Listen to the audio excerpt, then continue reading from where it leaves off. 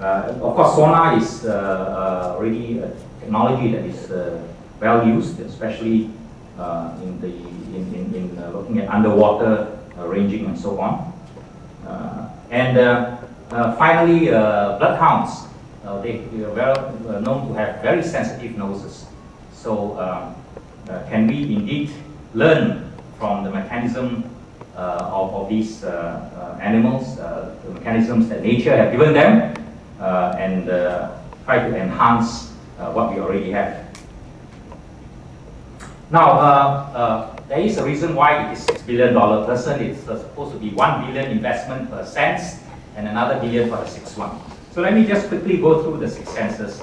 In terms of sight, we can look at the technology today. We have taken it very much for granted, but today digital cameras are very, very powerful.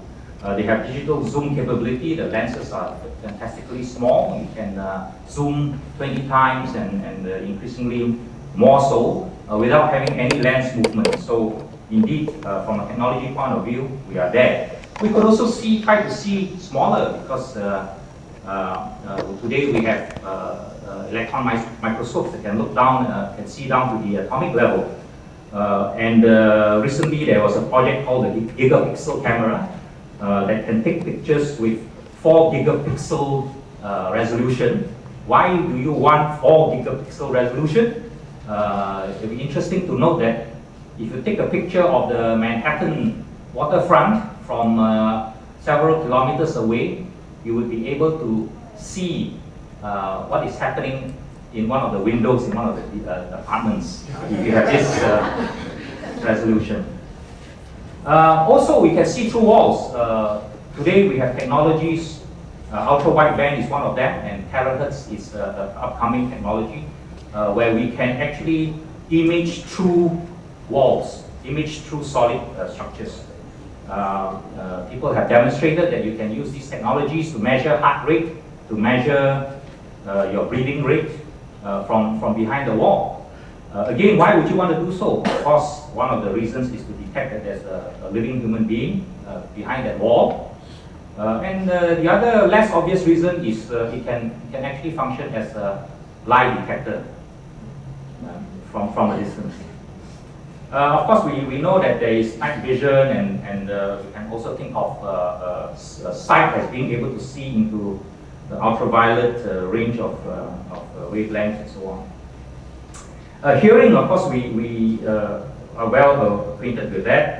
In fact, the other day I saw in the Straits Times an advertisement from Auticon. I don't get the commission from them, but they advertise that their hearing aid is invisible. So indeed, we already have this technology. Can we enhance the signal? Today we hear sounds that are noisy. Can we use what we know in communications to filter out all this noise and hear what people are saying? Can we hear further? Can we eavesdrop from a distance? Yes, we can.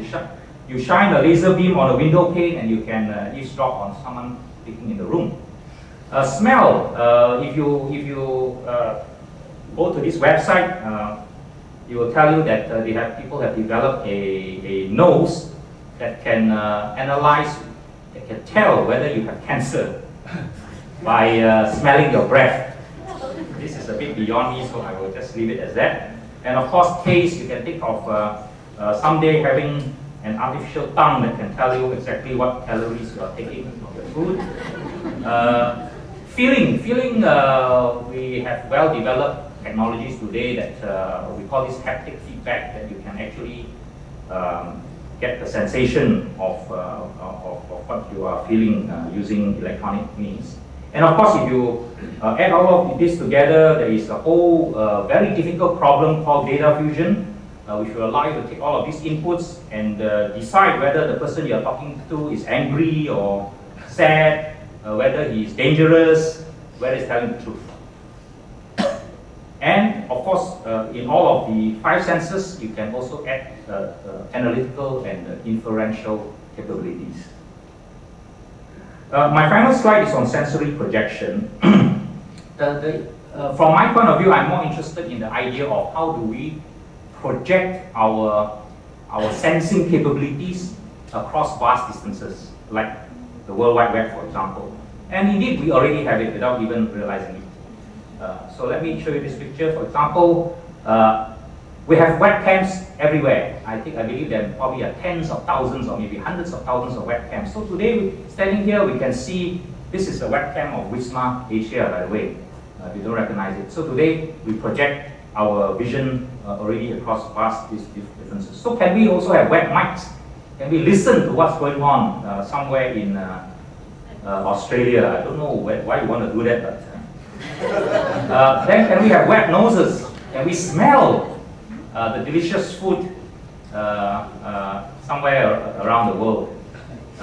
Somehow these things are coming up in the wrong order, but and there are whole systems built to do this projection. There are sensor networks, there are projects like Smart Dust where you sprinkle dust that will measure all kinds of things. Today, teleport conferencing is a way of extending our sensors as well, telerobotics. Augmented reality, that picture you see is a piece of work done by our very own researcher in Singapore, Dr. Adrian Chok. It's called Pac-Man. He has students running around wearing all that heavy stuff. And if you look through those lenses, you will see the real environment and you will see these little monsters running around. And the idea of the game is that you physically run after those monsters and eat them up. Wearable computing, what you see on the left is a project where it may not be apparent, but everything, there's a lot of electronics buried in the jacket and so on. So wearable computing is again another very big area of research.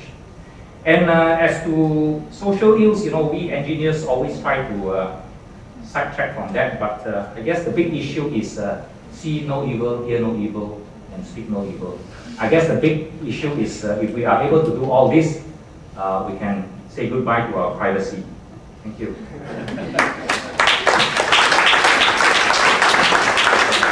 Thank you, Mike. Now I think we can open the floor for discussion until about 8 o'clock. And you can pose questions to any of the panelists. Of course, the panelists can also pose questions to each other. And, okay, so it's yours.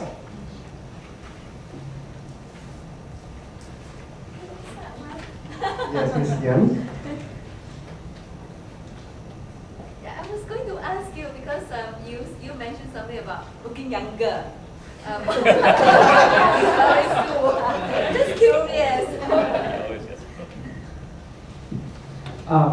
You're talking about approaches that might look younger, that allow you to look younger, and what have you. It's the concept of youth is very complex. It has to do with avoidance of damaging agents like UV light, certain oxidative parameters. But it's also wrapped up in a series of hormones. It's been already known that estrogens actually prolong certain feminine features, and that growth hormone and insulin-like growth factors actually augment body mass and so forth. Those issues have been determined. The problem is actually the side effects. That with estrogen supplementation, there is actually uterine cancer, there's breast cancer, blood clots. For growth hormone, there are potential diabetes and so forth. Now, one of the issues is not everybody gets it. Not everybody who gets these drugs will have the side effects. So the question is, why is that the case? Progressively, we're understanding that it's a complex multigenic phenomenon that actually takes place. For example, you have 3 billion nucleotides in your DNA. About at least 1 to 3 million of those nucleotides, those positions, actually vary from human to human. Those variances determine the variance of physical phenotype, the physicality that you have, including your tolerance to certain features. And that's the difference of why some people can run faster and others cannot, even though you're the same human race.